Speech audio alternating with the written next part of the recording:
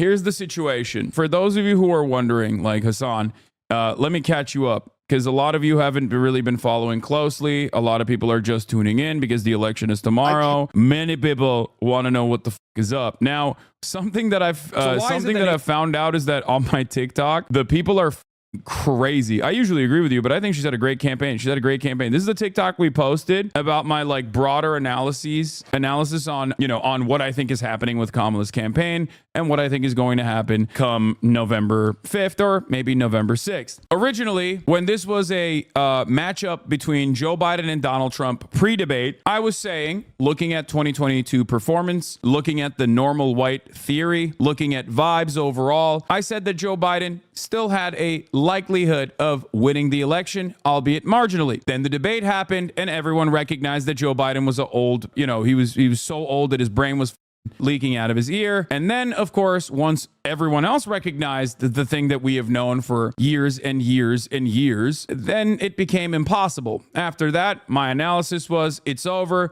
Then Trump got shot. On top of that, I was like, it's done. Even if Trump, especially if Trump hits the unity line, regardless, if he goes up against Joe Biden, he is going to win. And that was an absolute certainty. I gave you my lock. I said Donald Trump was going to win the election against Joe Biden. Then the RNC happened. Donald Trump did not go the unity route. Donald Trump chose J.D. Vance. That was a massive flub, massive mistake for him. That was a base pick because he was still gearing up for running against Joe Biden, which he thought would be a cakewalk for a W. Okay. And then the unthinkable happened. The Democratic Party responded to public pressure. Public pressure and donor pressure aligned in this beautiful moment, and establishment Democrats actually swapped out Joseph Robinette Brandon for Kamala Harris. Kamala Harris then picked Tim Walz. Kamala Harris, in that short period of time, basically went from a relatively lesser known generic Democrat to the person that was running for president. There was no electoral process that took place, which some people were frustrated by, and I totally understand why they were upset by it. Kamala Harris assumed that role. And in perhaps like a week-long period, Kamala Harris went from a lesser-known generic Democrat who was the vice president that people didn't really think about, people didn't know that well, to a person that had made up 10 points in the opposite direction and had caught back up to Donald Trump. It went from Joe Biden is definitely losing to Donald Trump to, oh my God, Kamala Harris has a pretty good chance of winning. Now, that paired up with the fact that high propensity voters were coming out and had come out already for Joe Biden and the Democratic Party, and the down ballot races outperforming Joe Biden at the time and even outperforming Kamala Harris at the time by like 6, sometimes 7 points in these key races in swing states, made me understand that there is a lot of momentum and a lot of energy in the Democratic Party's direction. They just need a competent leadership. However, after the DNC, I kept repeating over and over again that the Kamala Harris campaign and the direction the Democratic Party was taking was basically running towards Joe Biden, who was seen as a old curmudgeon, who was basically very unpopular, so unpopular that he had to do something unceremonious. He had to do something unique. He had to drop out of the race and, be swapped out for his vice president. All of that aside, Kamala Harris still had the fundamentals. I kept maintaining the position that if she builds upon the momentum and actually has a bold policy agenda, talking and communicating how she's going to be different than the existing administration, that she would have a tremendous time in the polls. She would have a much better standing in the polls, that people would be openly, defending her.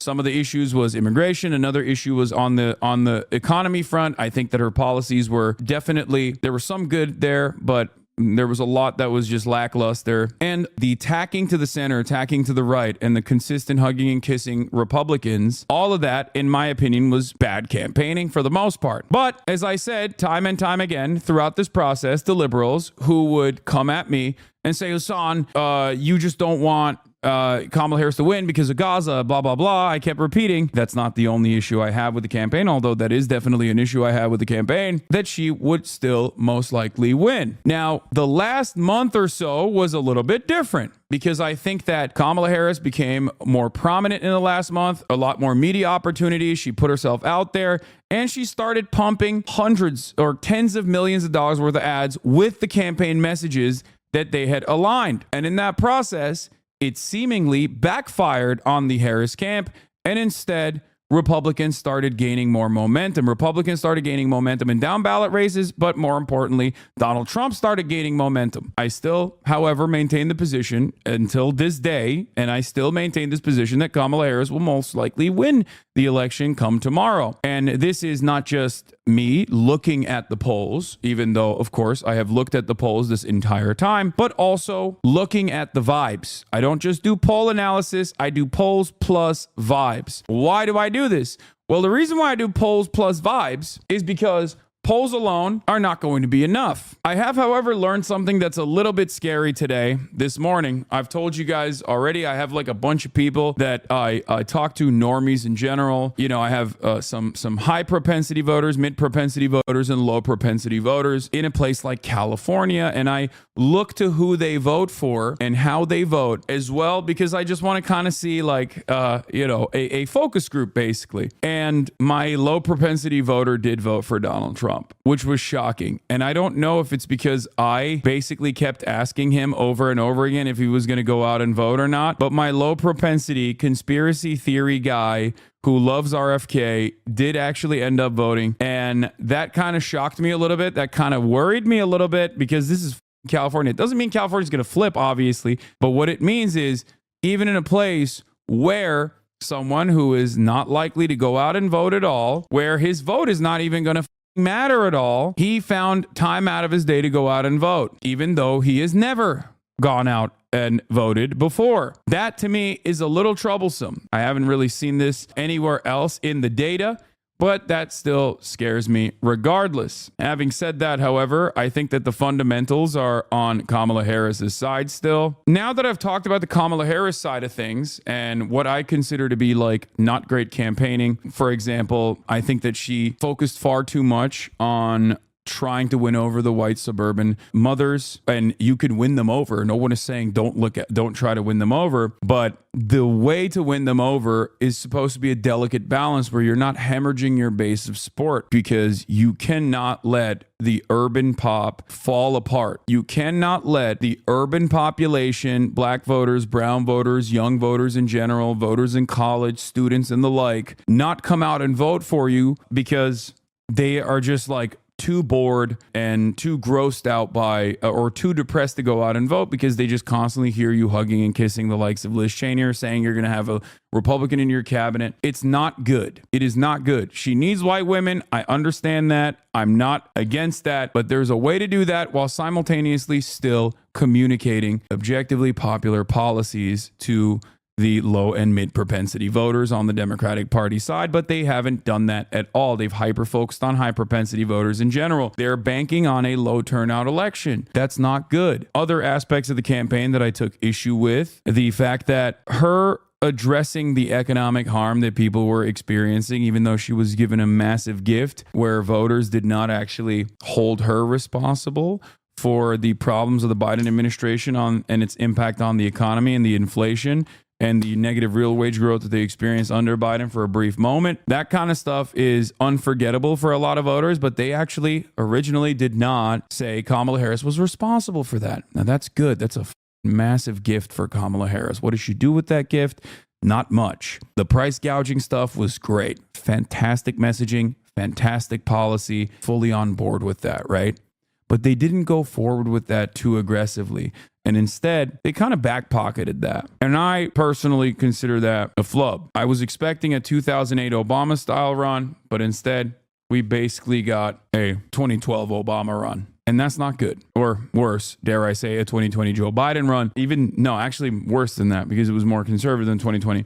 Anyway, there's some good policies there, like combating price gouging. Fantastic. Okay. Good defenses there, saying that Donald Trump's tariffs, which is the only economic policy that he's put forward, is actually a mass sales tax. Fantastic. Expert. Those are both great. Expanding Medicaid to at-home care. Fantastic. It's not enough. It's actually very marginal. And it's very frustrating that that's the only thing that the Democrats are pushing for. You should at least expand it down to 55. Like, you should lower the age. You should lower the age eligibility for Medicare to 55. That is literally the entry. That is like that's stepping in. Dental and vision as well. That's also important. They didn't really push that too much, but they realized that was actually popular messaging. So that definitely helped out. So on that front, that's great. Obviously, no separation from Biden on Gaza is a massive flub. That was a huge gimme. Donald Trump was beating Biden by like 30 points on the issue of Israel-Palestine. Donald Trump is now beating Kamala by the same percentage points on Israel-Palestine. And that's not a good idea. But having said all of that, why do I still think Kamala Harris is going to win? Because a lot of people will say, Hasan, you've said this already. You've ripped into Kamala Harris left and right. It's because you hate a black woman. You don't want her to succeed. Is that the reason? No. These are very real considerations. These are very real criticisms that I think are perfectly valid. I have time and time again showcased evidence, empirical evidence, messaging polls and whatnot to prove to you that what I'm saying is correct. And you can also go and watch those older videos as well. Now, I will, however, turn around and explain something very important to you. The person that was running an even worse campaign with also worse metrics overall, with a worse ceiling overall, was Donald Trump. That's it. While Kamala Harris made, in my opinion, a lot of communication mistakes, none were as bad as the routine garbanzo that you saw from Donald Trump throughout this entire process. Donald Trump's negatives are that he's too narcissistic and too chaotic and says a whole bunch of unhinged things. So much so that people who are in support of Donald Trump's ideology and ideals sometimes find themselves at odds with Donald Trump. Not to the same degree as like the MSNBC Never Trump Republicans, but certainly enough that they're like, I don't know if I'm going to go out and vote. Or in the finite amount of time that you have to make a convincing argument to not only have people be your supporters, but also go out and vote for you, Donald Trump fucked up big time. Nonstop, as a matter of fact. He had strong issues where he could have talked specifically about the economy, but there was no good policy on that front. He just kept saying, remember how good things were when I was president, trying to hold on to the nostalgia factor and the reality that Americans have short-term memory. He just kept saying, remember how good shit was when I was president. But even then, he didn't even hit that point hard enough because he was entirely too predisposed with the anti-immigrant screeds. His economic policy was tariffs, which is a really stupid idea that absolutely zero people agree with, especially because Donald Trump never communicated what he was going to put tariffs on. He just said across the board on all goods, specifically coming from China, which again is idiotic because it would destroy his number one industry of his supporters, Trump merchandise, right? That was a huge issue. And also, like I said, Kamala Harris's campaign did good counter messaging on that issue. So they are capable of doing that when they want to do it by effectively showing everyone that tariffs are just a mass sales tax and that China's not paying for it. It's actually American companies that are purchasing the Chinese manufactured goods that are paying for the tariff, and that cost will be offset. That will transfer over to the consumers. That was a massive mistake. Another indication that Trump's campaign has lost the juice and the sauce, and also its capability of reading the room, or rather maybe reading the wrong room a little too much, was the anti-trans ads. Now, I've talked to people who work for campaigns. I talk to them all the time. And there are people who would shock you that also agreed that the Trump campaign, the anti-trans campaign, was actually a banger. I was shocked personally when I heard that from people. I was like, what? Are you serious? And I had to sit there and explain to them why this is not a banger at all. A lot of people in the DC bubble are lost in the sauce a little bit, okay? And it is a sober reminder for me that those people are also on Twitter, okay? The Beltway demons are also on Twitter all the time, and their understanding of the world is also motivated by things that they see online. You're straight up wrong. Anti-trans rhetoric plays great to the base, and they're winning more and more anti-trans legislation every year, man. Yeah, that's right. It's so popular that they always have to package anti-trans legislation that literally fails usually if they try to actually do it through a democratic process, like the North Carolina trans bathroom bill. They had to go back to the drawing board and figure out a way to tie it to something that people do care about, which is sports. A meritocratic approach to sports is something that Americans still believe. And that's the only one that has actually penetrated public consciousness in a country where 64% of the population still say trans people are disproportionately targeted and it's unfair. People might be transphobic themselves. We heard the Trump supporter that Owen Jones was talking to look at the situation and basically say, I don't want my child to be trans.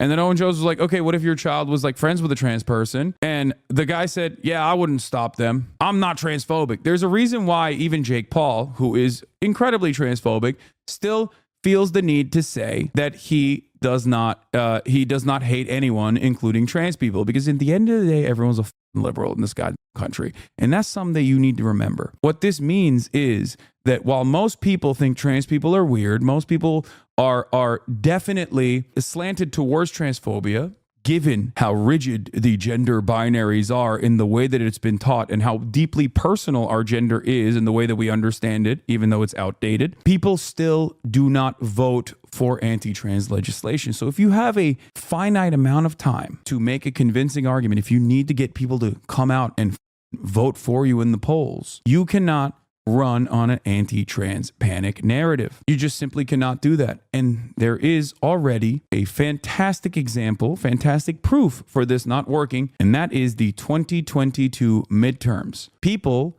think it's weird to constantly and consistently on trans people. When it comes down to the election, most people are like, I just want food on my table, man. I care about the kitchen table. And trans issues are not kitchen table. This is something that I have consistently talked about and consistently defended. That is a big mistake for the Trump campaign.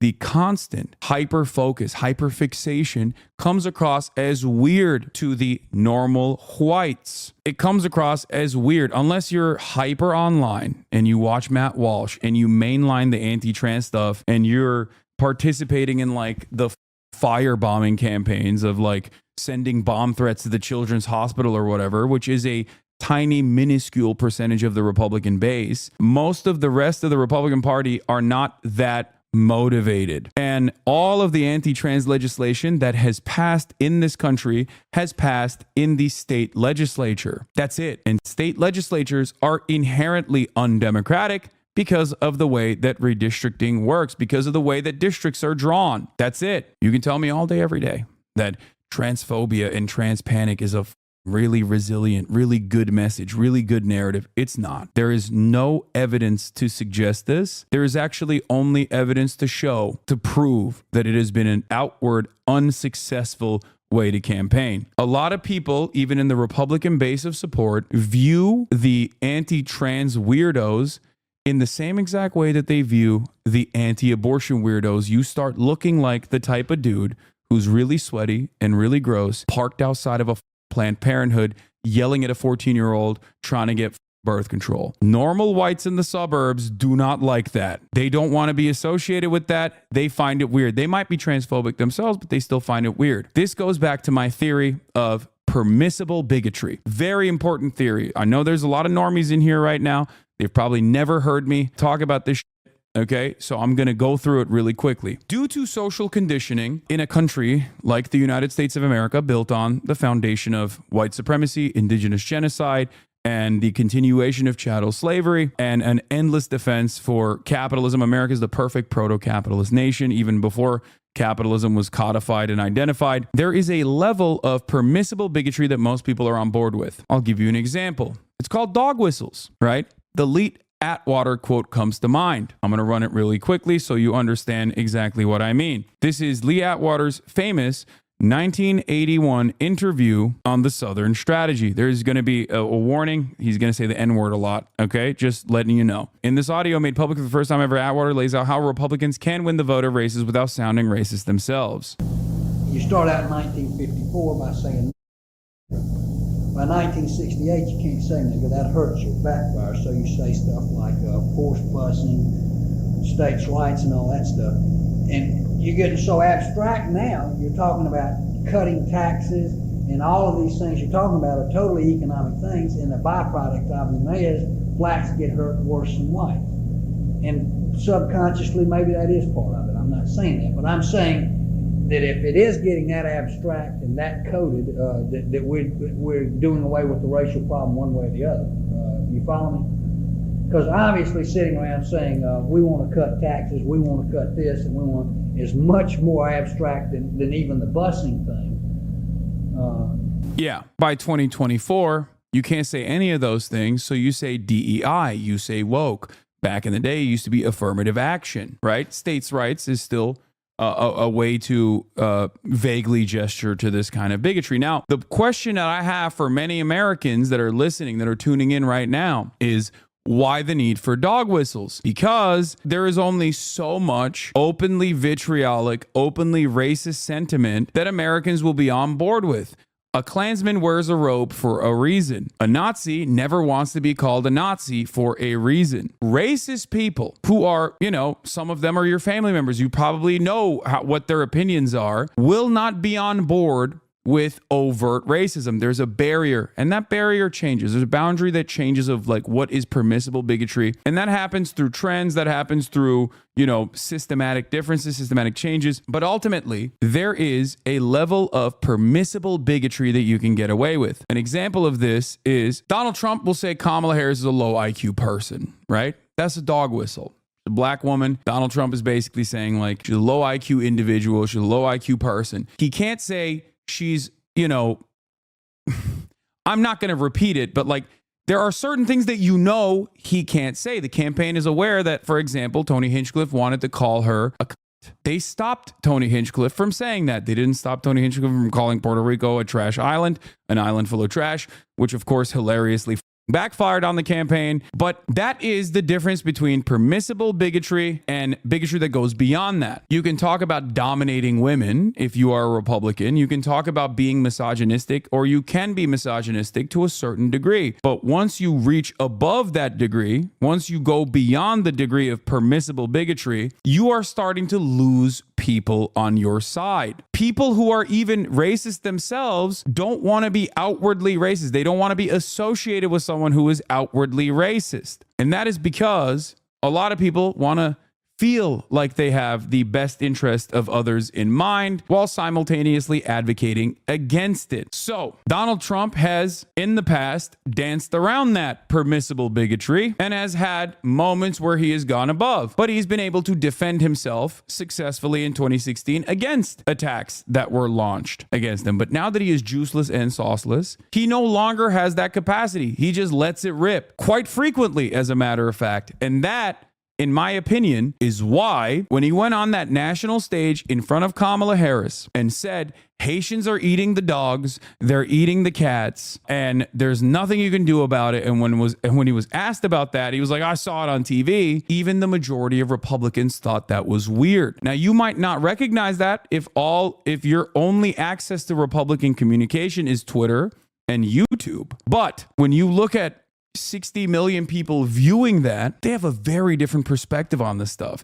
And these are the people who themselves might be on board with mass deportation. And I don't think a lot of people recognize that. A lot of people in the Republican side do not recognize that. That's the problem. It's not going to have an immediate and noticeable impact in the polls if that's what you're looking for. But messaging polls that were conducted afterwards showed as such. There is a level of permissible bigotry. And if you go above that level of permissible bigotry, you come across as gross. That's the reason why J.D. Vance early on was shit on nonstop, was deeply unpopular, because in his endless brown nosing to like some of the grossest podcasters out there, he did the podcast route before he became the vice presidential pick. And in those uncovered interviews, he spoke about women as though they were broodmares, as though they were, they had one purpose, and that was to breed. You can't say that out loud. When you say that out loud, the rest of society hears you say that out loud. They're going to be like, ew, what the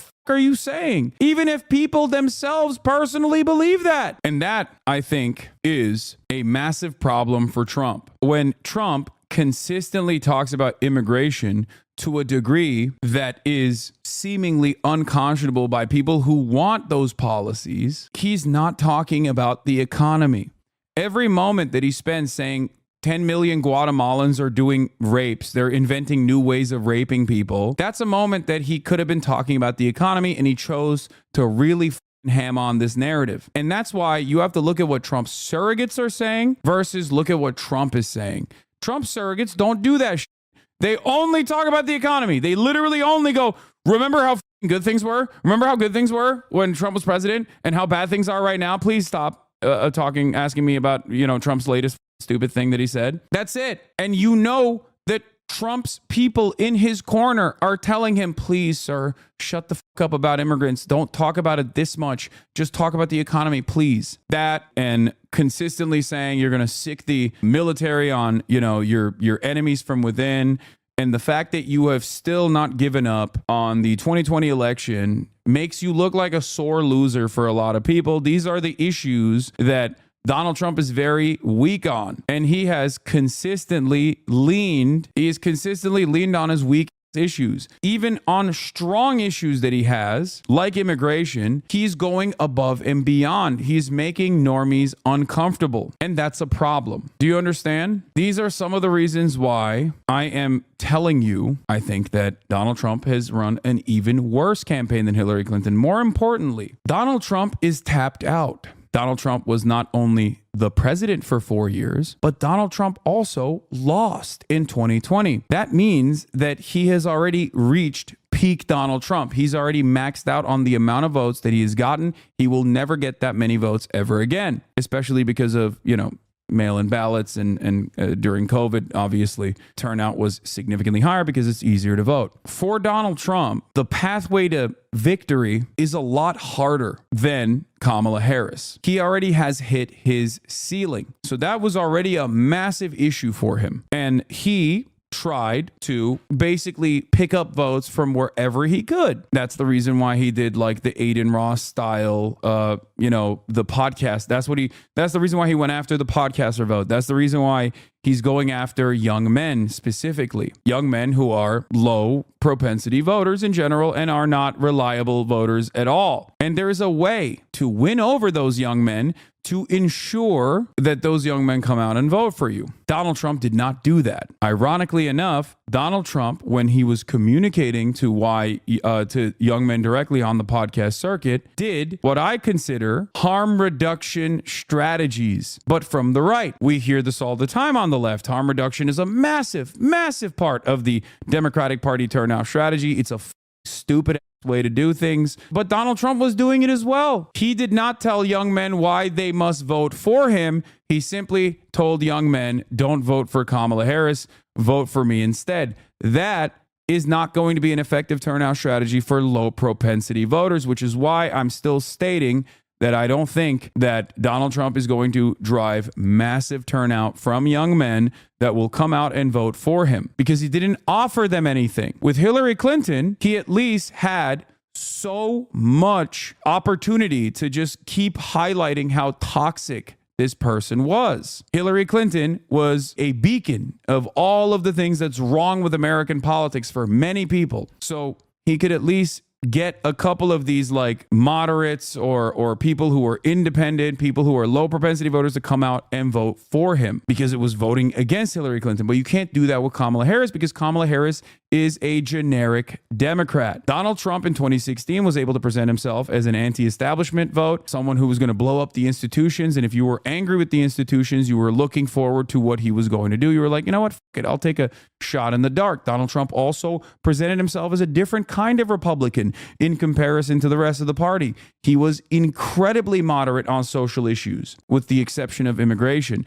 But he was ultimately viewed by the broader populace as a moderate on a lot of social issues. Donald Trump was pro-LGBT in 2016. All of these factors at play is the reason why I think Kamala Harris is still slated to win this election. That's it. These are the reasons as to why. These are the vibes-based analysis on top of everything else, on top of the polls that cause me to believe that Kamala's chances are better than Donald Trump's chances tomorrow. There's obviously a lot of facts involved in this as well, in terms of how certain messages work and how certain messages don't work. But ultimately, this is why I think I am still marginally favoring Kamala Harris winning. This does not mean Kamala Harris ran a fantastic campaign. It doesn't mean that at all. As a matter of fact, I think that Kamala Harris could have run a much better campaign and built on the momentum that she had gained early on. But she didn't do that. She could have still captured the attention of these suburban white women without refusing to advocate for any sort of policies that would help her base. So what this election is going to come down to tomorrow is this. Kamala Harris will win if she has not hemorrhaged enough of her base of support, black and brown voters, young voters in general, progressive-minded folks, or people who want decent policies. If she has not hemorrhaged enough from the urban population centers, and she has been able to successfully detangle a lot of the college-educated suburban whites, which they've gone after pretty aggressively, and swing them away from Trump, like 2020 Trump voters going to Kamala Harris. There's not an indication in the polls that this has been successful so far, and maybe even bring out people who obviously care about abortion and care about this restriction coming down as a consequence of Donald Trump's Supreme Court. Kamala Harris will win. On the other hand, Donald Trump's shot in the dark approach is if he is able to not only drive turnout from low and mid propensity voters, which he's defeating Kamala Harris by massive margins on, if he's able to do